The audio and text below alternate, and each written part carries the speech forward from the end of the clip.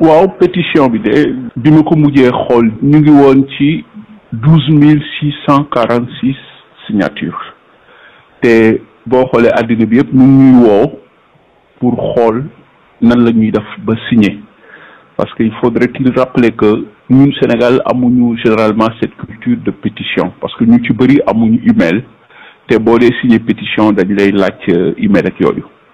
donc 12 646 nag soo ko doon xayma tey dama jàpp ni succès bu mag la parce que tey soo doon remplir Grand Théâtre Sénégal remplir nga ko 7 fois ñaar fukki nit rek suñu taxawoon ni dañu bëgg que Macky Sall rende compte war nañ leen déglu rawatina 12 600 et quelques mu nekk pour man une réussite totale waaw tey nag je crois que Sénégal gi yëpp mën naa wax ni d'accord nañu ci suñu démarche vu crimes yi am Sénégal yëpp des crimes économiques saa boo yeewoo di nga dégg loo xam ni dalay yéem te kenn du responsable ku dul Macky Sall ak ñi mu àndal des crimes politiques le sang s'est versé ñaata nit tey ñoo perte seen bakkan ci régime Macky Sall ñaata famille tey ñoo nekk dans la détresse totale ñi am ay traumatisme à vie ñaata nit ñoo jële ay laago ci prison bi ñaata nit ñoo jële ay feebar ci prison bi kon lii moo tax tey puisque Sénégal tàmmul bu nit pare ay mandaam daf bilan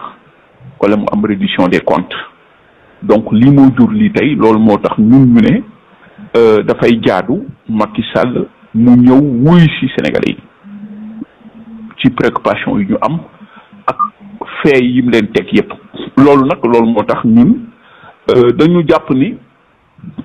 les seuls habilités à le faire tey mooy ñi fi nekk tey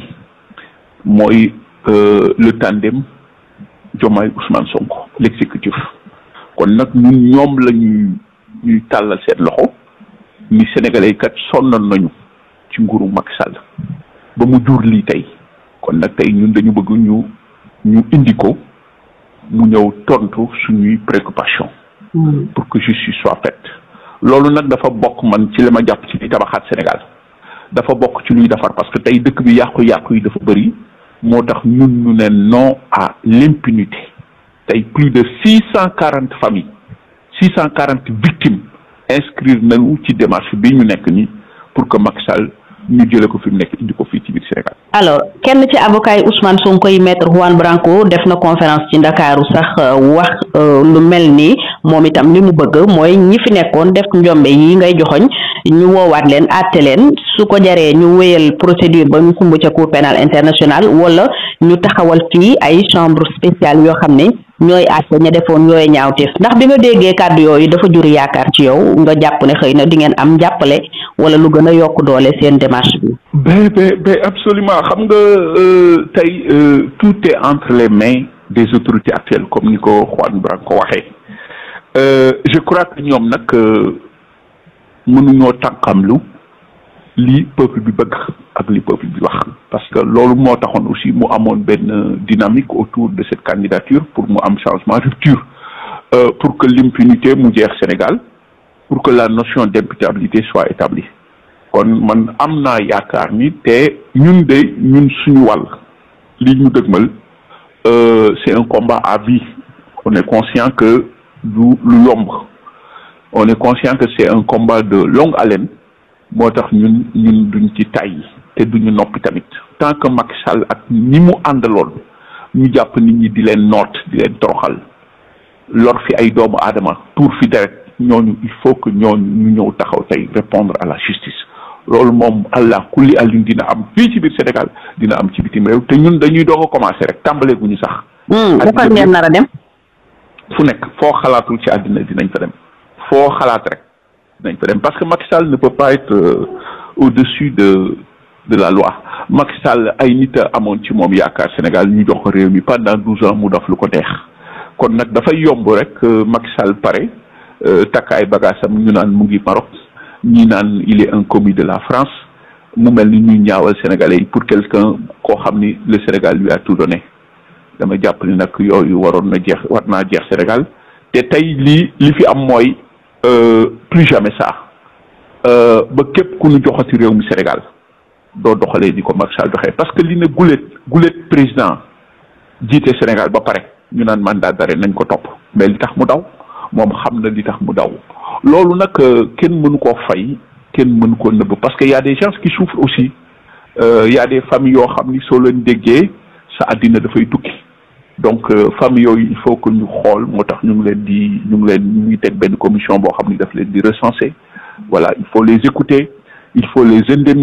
indemniser il faut les accompagner parce que beaucoup de gens souffrent en silence. bu ñu déggee kàddu yi ki sumb pétition ngir ñu teg ci ndodd njiitu réew ma woon Macky Sall ab mandat d'arrêt international ak li ci ñenn ñiy wax ci ruq-ruqaan yeeg grand place yi mën nañoo jàpp ne njiital APR génnagul ci mball gi li des a leer nag mooy ndax nguur gi fi ne tey danañu wuyu ci càkkutéef googa ñu baree bari biral am dañuy bàyyi lépp mu sedd ngir juboo ak jàmmi Sénégal gi ñu woote. Merci de votre fidélité à AGT News. Le mandat d'arrêt contre l'ancien président du Sénégal pour les crimes économiques et politiques commis sous son magistère, Boubacar Seye, initiateur de la pétition visant cela, y tient et fortement. Il invite ainsi le président Bassirou Diomaye Faye et le premier ministre Ousmane Sonko à répondre favorablement à cette requête portée aujourd'hui par plus de 10 000 personnes, parmi lesquelles l'avocat franco-espagnol d'Ousmane Sonko, Maître Juan Branco. Boubacar Seye, lui, se dit optimiste de voir Macky Sall arrêté un jour et jugé au Sénégal ou ailleurs. Nous l'écoutons. Mais avant cela, aimez et partagez cette vidéo pour permettre à d'autres de la voir. Cette pétition a été un succès total.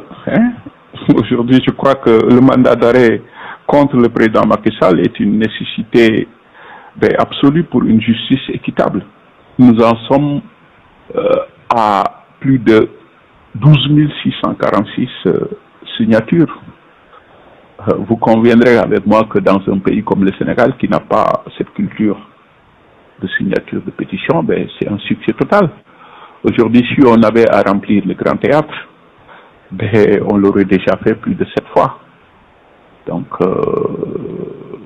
ça a été une demande sociale. Les Sénégalais ont répondu massivement à ce que Macky Sall soit arrêté, extradé vers le Sénégal, pour répondre aux faits qui lui sont reprochés. Force est de reconnaître que depuis 2019, Macky Sall sous le Sénégal a écrit les pages les plus sombres de son histoire, de notre histoire. Macky Sall, de par ses actes, a franchi tous les Rubicons, aussi bien dans le domaine des finances publiques que sur le plan politique et sécuritaire,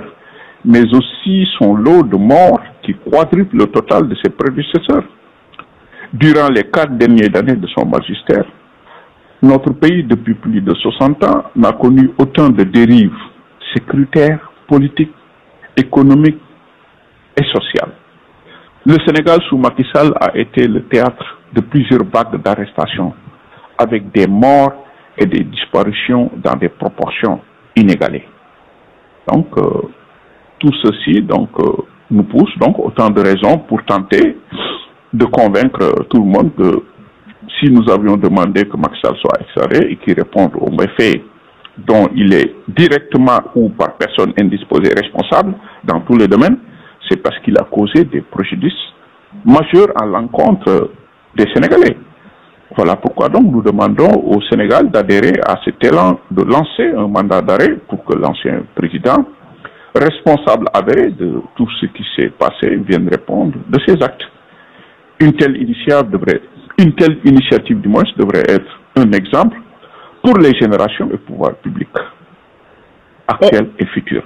Espérez-vous pouvoir convaincre les autorités actuelles, surtout après la sortie de l'avocat d'Ousmane Sonko, Maître Juan Branco, qui abonde dans le même sens que vous? Oui, mais les autorités devraient aller dans le même sens que nous. Donc le Sénégal a voulu un changement et il y a eu une lueur d'espoir avec leur réélection pour que ceci ne se reproduise plus jamais au Sénégal. Donc c'est le peuple qui s'est levé pour un changement. Donc je n'ai pas de doute là-dessus